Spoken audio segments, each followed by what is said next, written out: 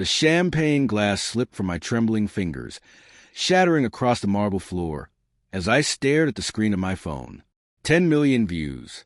10 million people watching my beloved wife of 32 years sobbing in her bathroom, her silver hair scattered across white tiles like fallen snow, while my son's bride stood behind her with electric clippers, laughing for her followers.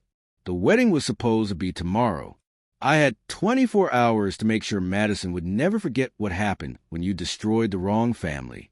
My wife, Sarah, had spent months growing out her hair for our son Derek's wedding. She'd gone to the salon every week, conditioning treatments, the works.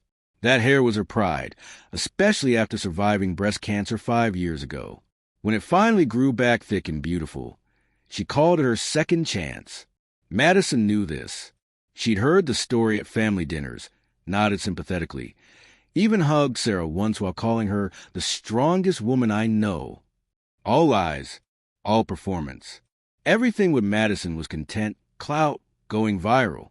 The video showed everything. Madison had convinced Sarah to come over for bridal prep beauty treatments the night before the rehearsal dinner.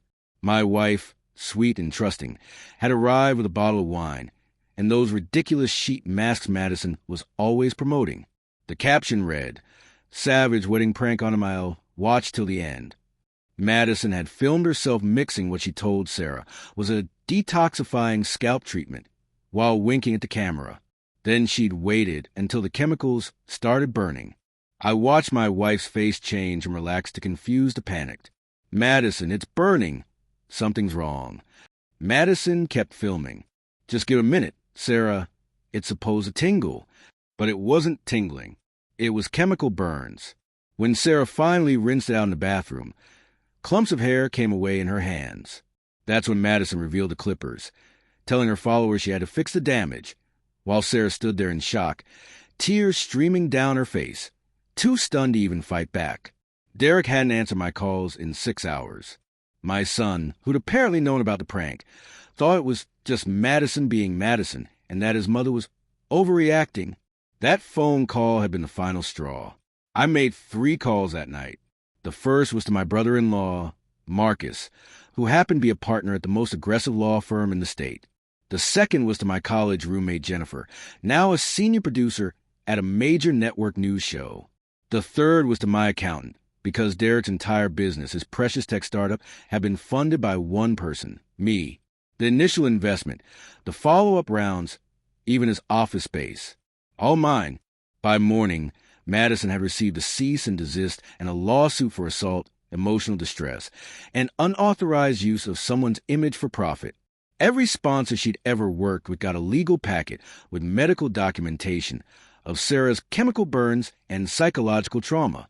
Jennifer's show wanted an exclusive interview with Sarah, ready to air the day after the wedding was supposed to happen. But the real masterpiece was the wedding itself. I didn't cancel it. That would be too kind. Instead, I showed up at the venue with a projector and played a different video, one I compiled from Madison's own social media. Every cruel comment she'd ever made about our family, screenshot of her mocking Sarah in group chats, footage of her calling my wife old and desperate for attention to her friends. All of it, playing on loop where the ceremony slideshow should have been, in front of 300 guests. Derek found me afterward, face red with rage. "You've ruined everything." I looked at my son, this stranger wearing my child's face. "No. You ruined everything when you let that monster hurt your mother for likes. Consider your trust fund revoked and your company defunded. The house you're living in? Mine. See you in court." Madison's followers eventually turned on her. Millions of comments calling her cruel, heartless, evil. Her sponsors dropped her within days.